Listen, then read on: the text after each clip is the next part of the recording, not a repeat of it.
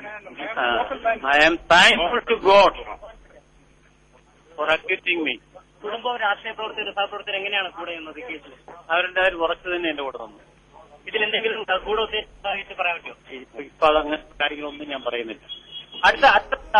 തുടരാൻ താങ്കൾ എങ്ങോട്ടാണ് പോകുന്നത്? ഞാൻ ഇവിടുന്ന് വേളാങ്കണ്ണിക്ക് പോവുകയാണ്.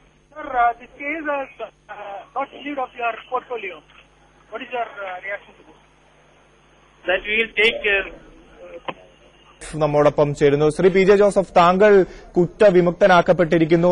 താങ്കൾ ദൈവത്തിന് നന്ദി പറഞ്ഞിരിക്കുന്നു. എന്താണ് ഇപ്പോൾ മനോരമ ന്യൂസിനോട് പ്രതികരിക്കാനുള്ളത്? ഇതില് നീതി നടത്തി തന്നിരിക്കുന്നു. അതാണ്, വേറെ മറ്റൊന്നും പറയുന്നില്ല. ശ്രീ പി ജെ ജോസഫ്, ഇനി എന്താണ് താങ്കളുടെ തീരുമാനം? മന്ത്രിസ്ഥാനത്തേക്ക് തിരിച്ചു വരുമോ? അതൊക്കെ സാവകാശം ആലോചിക്കുകയുള്ളൂ.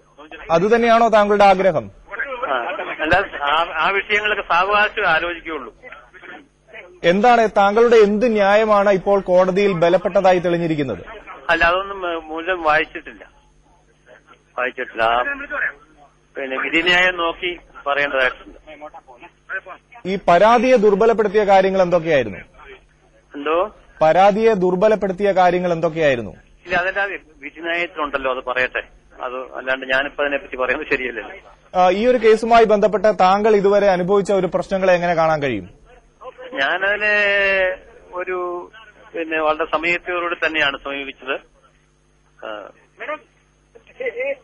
താങ്കൾ വളരെ ആത്മവിശ്വാസത്തിലായിരുന്നോ കോടതി താങ്കളെ കുറ്റവിമുക്തനാക്കുമെന്ന്? എനിക്ക് വിശ്വാസം ഉണ്ടായിരുന്നു.